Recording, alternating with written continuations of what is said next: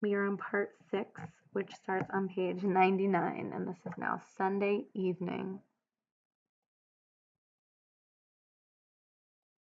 The deep green pool of the Salinas River was still in the late afternoon. Already the sun had left the valley to go climbing up the slopes of the Gavilan Mountains, and the hilltops were rosy in the sun. But by the pool, among the mottled sycamores, a pleasant shade had fallen. A water snake glided smoothly up the pool, twisting its periscope head from side to side, and it swam the length of the pool and came to the legs of a motionless heron that stood in the shallows.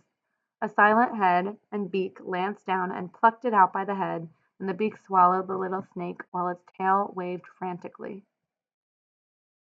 A far rush of wind sounded, and a gust drove through the tops of the trees like a wave. The sycamore leaves turned up their silver sides, the brown, dry leaves on the ground scudded a few feet, and row on row of tiny wind waves flowed up the pool's green surface. As quickly as it had come, the wind died, and the clearing was quiet again. The heron stood in the shallows, motionless and waiting. Another little water snake swam up the pool, turning its periscope head from side to side. Suddenly Lennie appeared out of the brush, and he came as silently as a creeping bear moves. The heron pounded the air with its wings, jacked itself clear of the water, and flew off down the river. The little snake slid in among the reeds at the pool's side. Lennie came quietly to the pool's edge. He knelt down and drank, barely touching his lips to the water, when a little bird skittered over the dry leaves behind him. His head jerked up, and he strained toward the sound with his eyes and ears until he saw the bird, and then he dropped his head and drank again. When he finished, he sat down on the bank with his side to the pool so that he could watch the trail's entrance. He embraced his knees and laid his chin down on his knees. The light climbed on out of the valley, and as it went the tops of the mountains seemed to blaze with increasing brightness. Lennie said softly, I didn't forget, you bet. Goddamn, hide in the brush and wait for George. He pulled his hat down low over his eyes. George gonna give me hell, he said. George gonna wish he was alone and not have me bothering him. He turned his head and looked at the bright mountain tops. I can go right off there and find a cave, he said. And he continued sadly, and never have no ketchup, but I won't care. If George don't want me, I'll go away. I'll go away. And then from out of Lennie's head there came a little fat old woman. She wore thick bull's eyeglasses, and she wore a huge gingham apron with pockets, and she was starched and clean. She stood in front of Lennie and put her hands on her hips, and she frowned disapprovingly at him. And when she spoke, it was in Lennie's voice. I told you and I told you, she said. I told you mind George because he's such a nice fella and good to you, but you don't never take no care. You do bad things. And Lennie answered her, I tried, Aunt Clara, ma'am. I tried and tried. I couldn't help it. You never give a thought to George, she went on in Lennie's voice. He been doing nice things for you all the time. When he got a piece of pie, you always got half, or more'n half. And if they was any ketchup, why, he'd give it all to you. I know, said Lennie miserably. I tried, Aunt Clara, ma'am. I tried and tried. She interrupted him. All the time he could have had such a good time if it wasn't for you. He would have took his pay and raised hell in a whorehouse, and he could have set in a pool room and played snooker. But he got to take care of you. Lennie moaned with grief. I know, Aunt Clara, ma'am. I'll go right off in the hills and I'll find a cave and I'll live there so I won't be no more trouble to George. So thinking about this conversation that Lennie's having with his imaginary Aunt Clara, he's making her up in his mind and having this conversation. So thinking about what he's saying, how does he feel here?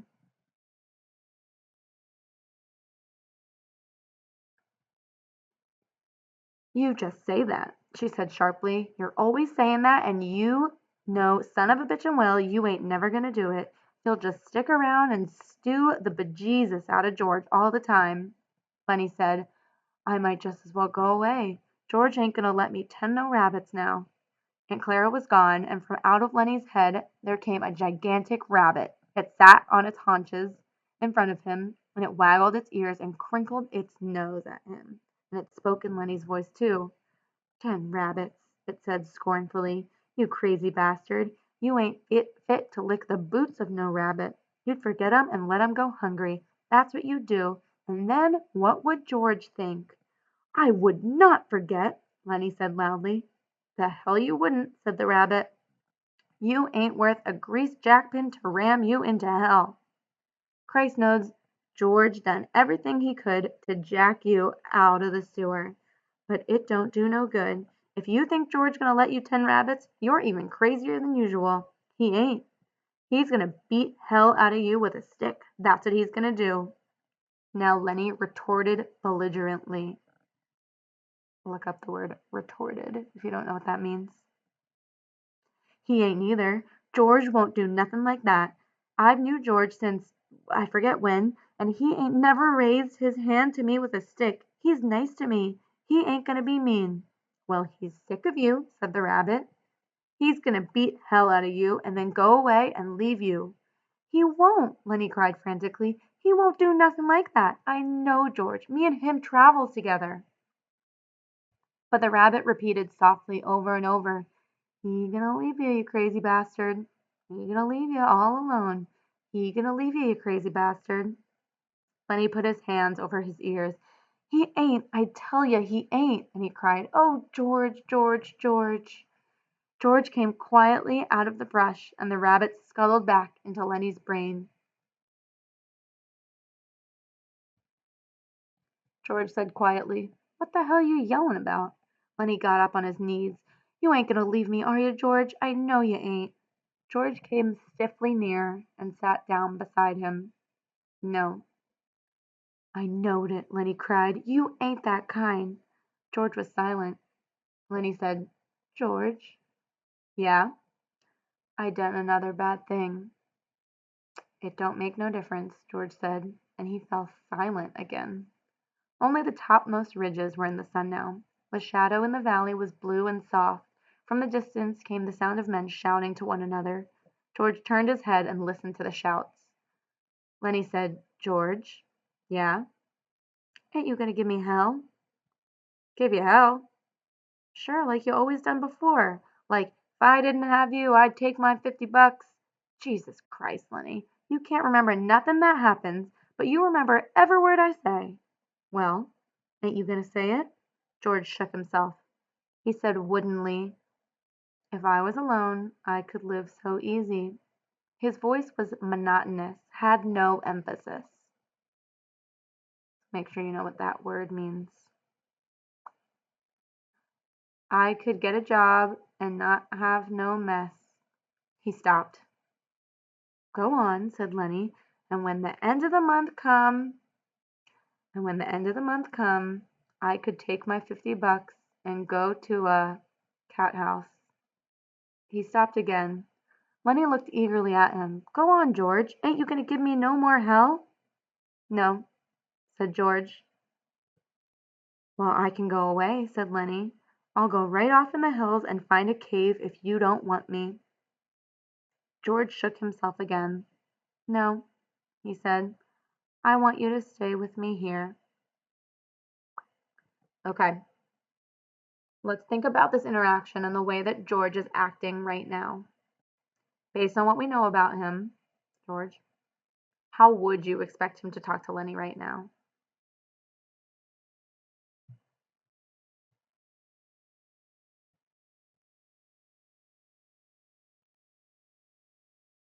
Lennie said craftily, Tell me like you done before. Tell you what, about the other guys and about us. George said, Guys like us got no family. They make a little stake and then they blow it in. They ain't got nobody in the world that gives a hoot in hell about 'em. But not us, Lennie cried happily. Tell about us now. George was quiet for a moment. But not us, he said. Because I got you and I got you. We got each other. That's what. That gives a hoot in hell about us, Lennie cried in triumph. The little evening breeze blew over the clearing, and the leaves rustled and the wind waves flowed up the green pool. and the shouts of men sounded again, this time much closer than before. George took off his hat. He said shakily, "Take off your hat, Lennie. The air feels fine." Lennie removed his hat dutifully and laid it on the ground in front of him. The shadow in the valley was bluer, and the evening came fast. On the wind, the sound of crashing in the brush came to them. Lennie said, "Tell how it's going to be." George had been listening to the distant sounds. For a moment he was businesslike. "Look across the river, Lennie, and I'll tell you so you can almost see it." Lennie turned his head and looked off across the pool and up the darkening slopes of the Gavilands. "We gonna get a little place," George began. He reached in his side pocket and brought out Carlson's Luger, the gun, and he snapped off the safety, and the hand and gun lay on the ground behind Lennie's back. He looked at the back of Lennie's head, at the place where the spine and the skull were joined. A man's voice called from up the river, and another man answered. "Go on," said Lennie.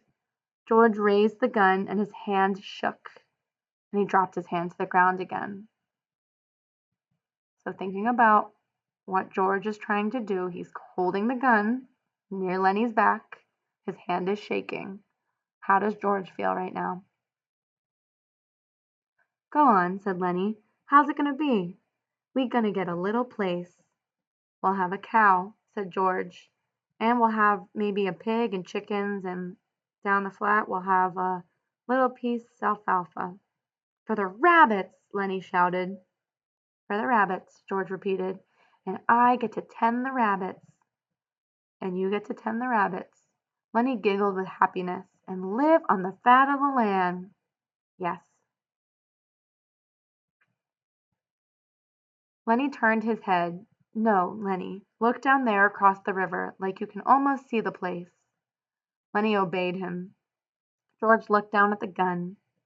There were crashing footsteps in the brush now. George turned and looked toward them. "Go on, George. When we gonna do it?" "Gonna do it soon. Me and you. You and me. Everybody gonna be nice to you. Ain't gonna be no more trouble. Nobody gonna hurt. Nobody nor steal from 'em." Lennie said, "I thought you was mad at me, George." "No," said George. "No, Lennie, I ain't mad. I never been mad, and I ain't now. That's a thing I want you to know." The voices came close now. George raised the gun and listened to the voices.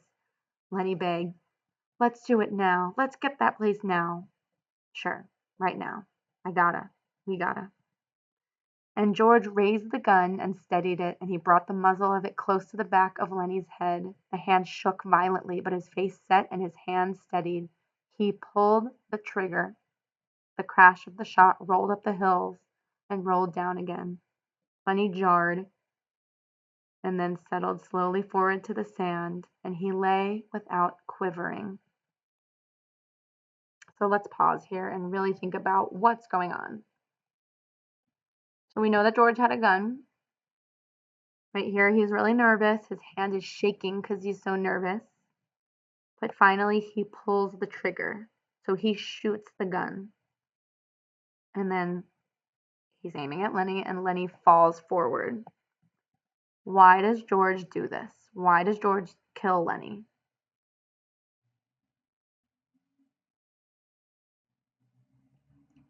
George shivered and looked at the gun, and then he threw it from him, back up on the bank near the pile of old ashes. The brush seemed filled with cries, and with the sound of running feet, Slim's voice shouted, "George! Where you at, George?" But George sat stiffly on the bank and looked at his right hand that had thrown the gun away. The group burst into the clearing, and Curly was ahead. He saw Lennie lying on the sand. "Got him, by God." He went over and looked down at Lennie, and then he looked back at George. "Right in the back of the head," he said softly. Slim came directly to George and sat down beside him, sat very close to him. "Never you mind," said Slim. "A guy got to sometimes." But Carlson was standing over George. "How'd you do it?" he asked. "I just done it." George said tiredly. Did he have my gun? Yeah, he had your gun. And you got it away from him and you took it and you killed him? Yeah, that's how. George's voice was almost a whisper. He looked steadily at his right hand that had held the gun. Slim twitched George's elbow. Come on, George. Me and you will go in and get a drink. George let himself be helped to his feet. Yeah, a drink. Slim said, You had to, George. I swear you had to. Come on with me. He led George into the entrance of the trail and up toward the highway. So here is our final question before I finish this last paragraph. Look at the bottom of page 61, which is in part 3. And it's Candy's last quote on that bottom of that page. What comparison can you make to this moment here? And then thinking about what Slim's saying, you had to do it. Do you agree that George should have done this?